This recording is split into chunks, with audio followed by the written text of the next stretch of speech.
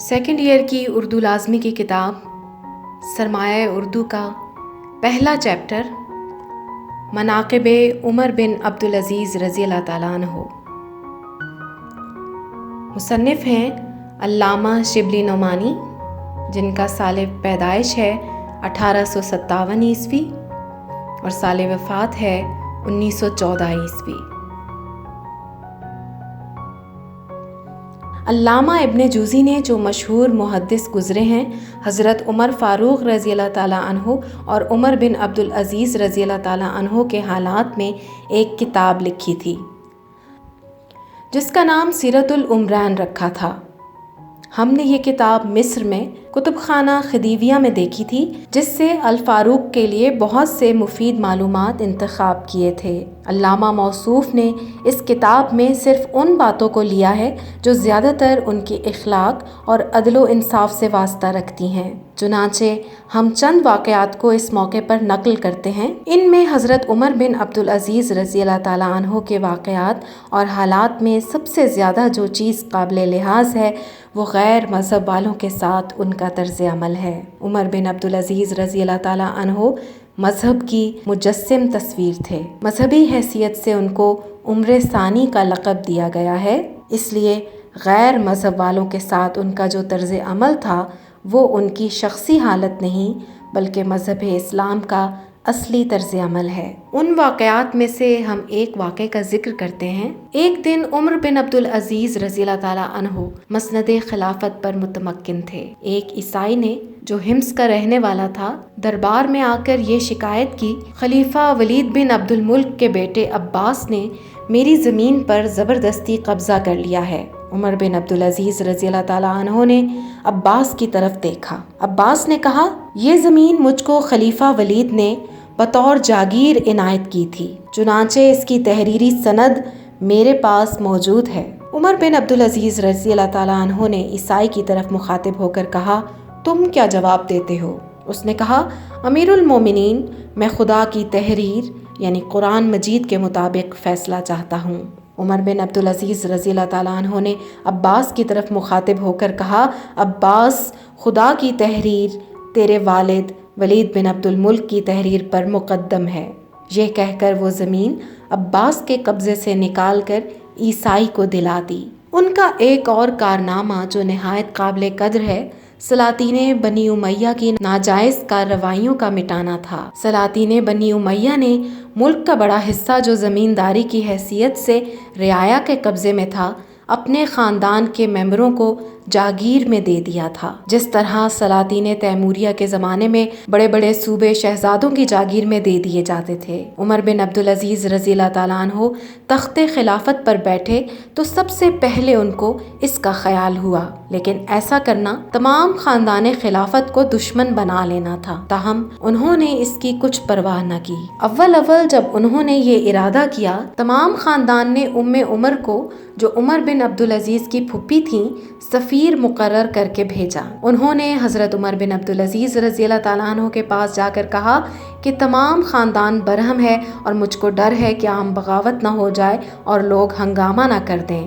عمر بن عبدالعزیز نے کہا، میں قیامت کے سوا کسی اور دن سے نہیں ڈرتا۔ وہ مایوس ہو کر چلی آئیں۔ خود عمر بن عبدالعزیز کے قبضے میں بھی اسی قسم کی جاگیریں تھیں جو ان کے خاندان کو بنو امیہ کی طرف سے عنایت ہوئی تھیں۔ عمر بن عبدالعزیز نے جب ان جاگیروں کا فیصلہ کرنا چاہا تو بڑے بڑے مذہبی علماء یعنی مکحول، میمون بن مہران اور ابو قلابہ کو بلایا اور کہا کہ ان جاگیروں کی نسبت آپ لوگوں کی کیا رائے ہے؟ مکحول نے دب کر جواب دیا۔ عمر بن عبدالعزیز نے میمون کی طرف رخ کیا اور کہا کہ تم خدا لگتی کا ہو۔ انہوں نے کہا، اپنے صاحبزادے عبد الملک کو بلا لیجئے۔ وہ آئے تو عمر بن عبدالعزیز نے کہا، کیوں عبد الملک، اس معاملے میں تمہاری کیا رائے ہے؟ انہوں نے کہا، سب واپس کر دینی چاہیے ورنہ آپ کا شمار بھی انہی ظالموں اور غاصبوں میں ہوگا۔ عمر بن عبدالعزیز نے اپنے غلام سے، جن کا نام مزاحم تھا اور جن کو وہ بہت مانتے تھے، کہا کہ لوگوں نے جو زمینیں ہم کو دیں، نہ وہ اس کے دینے کے مجاز تھے، نہ ہم کو ان ان کے لینے کا حق تھا۔ تمہاری کیا رائے ہے؟ مزاحم نے کہا، امیر المومنین، آپ کو یہ بھی معلوم ہے کہ آپ کے بال بچے کتنے ہیں، یعنی ان کا گزر کیوں کر ہوگا؟ عمر بن عبدالعزیز کے آنسو نکل آئے اور کہا، ان کا مالک خدا ہے۔ یہ کہہ کر گھر میں چلے گئے۔ مزاحم وہاں سے اٹھ کر عبد الملک فرزند عمر بن عبدالعزیز کے پاس گئے اور کہا، بڑا غضب ہوا چاہتا ہے۔ عمر بن عبدالعزیز تمام خاندانی جاگیروں سے دستبردار ہونا چاہتے ہیں، لیکن میں نے ان سے کہا کہ اپنی اولاد کا لحاظ کر لیجئے۔ عبد الملک نے کہا، استغفر اللہ، تم نے بہت بری رائے دی۔ یہ کہہ کر عبد الملک عمر بن عبدالعزیز کے پاس گئے۔ وہ اس وقت خواب راحت میں تھے۔ پہرے والے نے کہا کہ تم لوگ امیر المومنین پر رحم نہیں کرتے، دن بھر میں ایک لہجہ تو ان کو آرام لینے دو۔ عبد الملک نے کہا، تو جا کر ان سے کہہ تو صحیح۔ عمر بن عبدالعزیز کے کانوں میں یہ آواز پڑی۔ عبد الملک کو اندر بلا لیا اور کہا، جانے پدر، یہ کون سا ملاقات کا وقت ہے؟ انہوں نے واقعہ بیان کیا۔ عمر بن عبدالعزیز نے کہا، میں نماز ظہر کے بعد ممبر پر چڑھ کر اس کا اعلان کر دوں گا۔ عبد الملک نے کہا،